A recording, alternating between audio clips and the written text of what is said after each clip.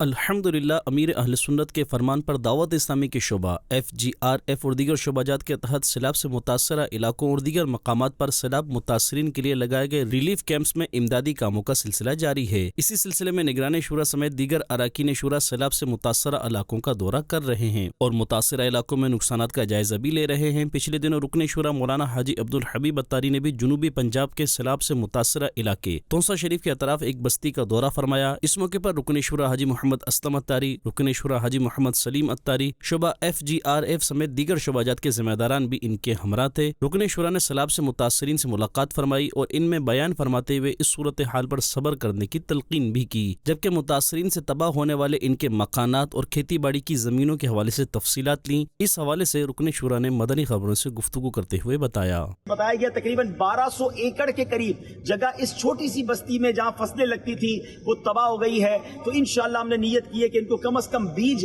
FGRF کی طرف سے پرووائڈ کر دیے جائیں تاکہ ہمارے بھائی روزگار پر جو ہے وہ آگے بڑھ جائیں۔ تو انشاءاللہ جلد ہی ہم نے ارادہ کیا ہے کہ ایک ہفتے کے اندر اندر ان کی لسٹنگ بھی کر لیں گے اور ہم انشاءاللہ ڈسکاؤنٹ میں بیج لینے کی کوشش کریں گے تاکہ زیادہ لوگوں تک یہ امداد پہنچ سکے۔ میں زندگی میں پہلی بار اس علاقے میں آیا ہوں، مگر یہاں دعوت اسلامی کا مرکز بھی موجود ہے، یہاں دعوت اسلامی کے ذمہ داران بھی موجود ہیں، وہ خود بھی افیکٹیز میں سے ہیں۔ آپ دیکھ سکتے ہیں یہ بڑی تعداد میں اسلامی بھائی ہیں جن کو بھی کھانا تقسیم کیا جائے گا اور یہ دعوت اسلامی کے مرکز میں بیٹھے ہیں۔ الحمدللہ انہیں کھانا بھی دیا جا رہا ہے۔ ابھی ہم سب نے مل کر باجماعت ظہر بھی ادا کی ہے اور انہوں نے نیت بھی کی ہے کہ یہ خود بھی اور ان کے بچے بھی انشاءاللہ اس بستی میں موجود فیضان مدینہ میں نماز کورس بھی کریں گے۔ رکن شورا مولانا حاجی عبدالحبیب اتاری تونسا شریف کے قریب ایک بستی مریدانی بھی تشریف لے گئے، جہاں انہوں نے سیلاب متاثرین سے ملاقات فرمائی اور ان کی حوصلہ افزائی فرمائی اور ان سے غمخواری فرمائی۔ رکن شورا نے سیلاب سے تباہ ہو جانے والے مکانات اور دیگر املاک کا جائزہ بھی لیا اور مدنی خبروں کو اس حوالے سے بتایا۔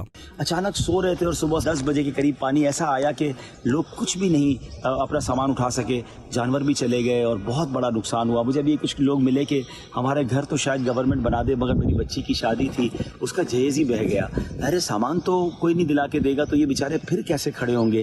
تو اس گاؤں کے اندر ہم کافی مشکل سے آئے ہیں اور اب ان سے جا کے بات کرتے ہیں۔ اس موقع پر ایک امام صاحب نے اپنی 2 کنال جگہ دعوت اسلامی کو وقف کی، جبکہ دعا کا بھی سلسلہ ہوا۔